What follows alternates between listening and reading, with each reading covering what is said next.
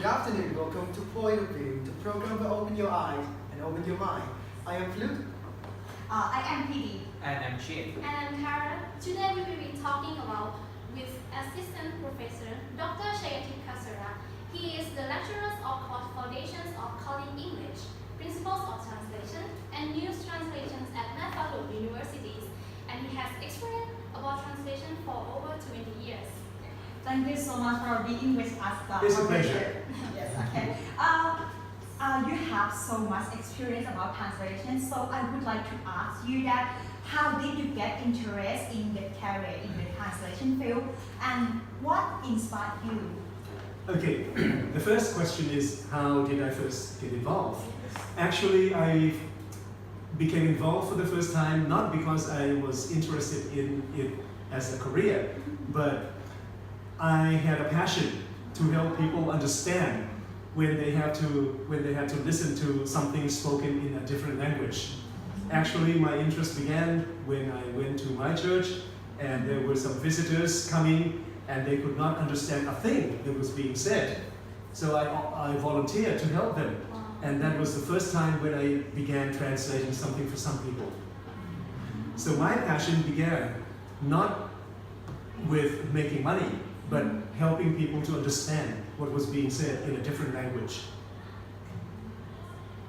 What are the challenges of being a veteran translator?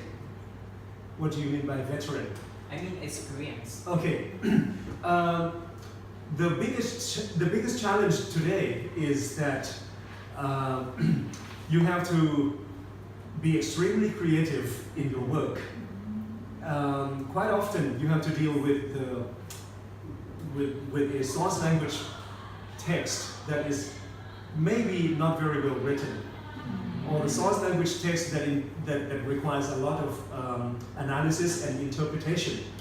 So particularly when you have to translate from Thai into English, there are a lot of passages, there are lots of source language texts that are written in that style. So as a translator, your first priority is how are you going to help your readers to understand.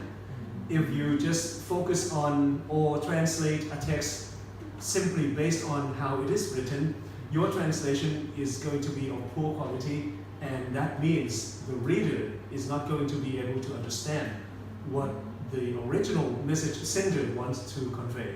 So for a professional translator, sometimes you have to make sure that your translated work is of better quality than the original text. You mentioned about the poor quality work. I have some more question about this point. You have been a lecturer of English major for over 20 years. And we think you may see that there are so many students who take translation as their pastime job. Though they do not even enroll in principles of translation course or don't have that much knowledge in translation work. As an experienced translator, what is your opinion about this phenomenon? Okay, could you explain that again? I'm not very clear about the question. I mean, so many students just take examination job. Okay. They may think that English major students so they can do the translate anything. Okay. In my opinion, with the basic knowledge of translation or principles of translation or theories of translation, whatever, they are capable of producing translation work to a certain extent, okay, which may be sufficient in their in the context of their work. For example, they may be working for a company, and the company may need them to translate some documents. I believe with the knowledge of basic principles of translation, they are able to handle that. But I'm not very sure. Well, if they do not have a passion to improve their translation skills, they may not be ready to undertake a task that requires a higher level of creativity or a higher level of English proficiency. or Thai proficiency for that matter. So you mean that every English major student can take this kind of job, but not that high quality?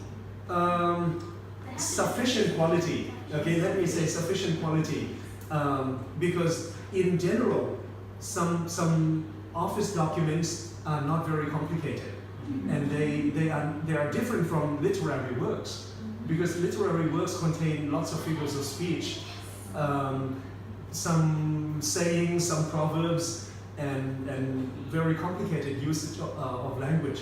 But office documents are usually straightforward and are meant to be informative rather than to entertain or to produce any pragmatic effects. So, according to our researchers, Right. we found out that so many people always have a question or a doubt on the price of translating.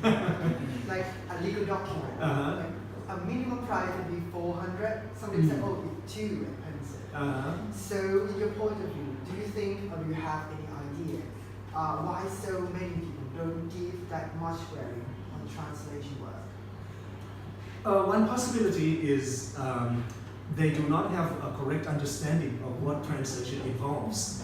They think you simply replace a source language word with a Thai word or with a target language word. And if you have a dictionary, you can do that. So it should not take any, it shouldn't take very much time, or it's not supposed to be too demanding or too difficult. And even particularly today, they even think that the machine can do that for you. So all you do is get what the machine spits out for you and then do some polishing or do some editing, and it should be okay. Okay, so that's why many people still underestimate the value of translation. I mean, of course, in some cases, you know, if the document is very straightforward and the document is not too complicated, that may be the case. But in many cases, you have a document that describes, for example, a hotel or a resort project in detail and in so vivid a manner. You cannot depend on the machine to translate that. Okay, and the machine may be able to produce an English version of that, but it's not communicating. Okay. So, in your point of view, do you think artificial intelligence or AI can be able to replace human translators? To a certain extent, to a certain degree, but not everything, not for everything. As I said, suppose all you need is phrases like, where is the post office? Where is the theater? How can I get to the zoo? What is the best restaurant in town? You know, if all you need is something like this, of course AI can do much better than that. So it's not a problem for AI. But what challenges translators is quite often there are implicit meanings, there are implicit intentions of the message sender, and the translator has to figure it out and understand it and find the best way to communicate it with the target language reader. That is what I think machine cannot do. This is how translators have to adapt themselves to AI. Well, not really. I think the translator's goal is not to adapt themselves to AI, but to always be ahead of AI. To survive this incident. To survive, but I think the most important goal is to communicate well, to communicate exactly what the message receiver is supposed to know. Because AI doesn't have a heart, AI doesn't have an emotion, right? So sometimes it may communicate the message, but it may hurt the feelings of the people who are listening. This is what a human translator must do.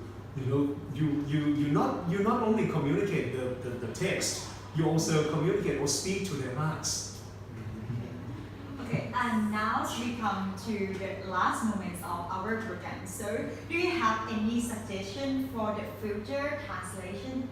Translator? Or future translators? It may be difficult to suggest, actually, but as I have been saying, for anybody who would like to excel in this field, they would have to try to always stand in the reader's shoes, which means every time they make an attempt to communicate, a translator is a communicator. So every time the translator attempts to communicate, he must try to stand in the reader's or the listener's shoes. If I were him, if I were the listener, if I were the reader, would I understand this? Would I understand it clearly? Would I have enough background to help me understand it? Okay, this is a kind of thing that I think translators must always keep in mind. It's not just about now or the future, but anytime. And if you can translate or communicate in this message receiver oriented manner, then I don't think you need to be worried about AI. Thank you, Assistant Professor Dr. Chaiyathip Katsura, for the eye-opening information. And thank you for watching, and see you again in the point of view. Open your minds, open your eyes. Thank you. You're welcome, and I'm very happy to share with you. I hope it's going to benefit you and fellow translators in the future. Okay.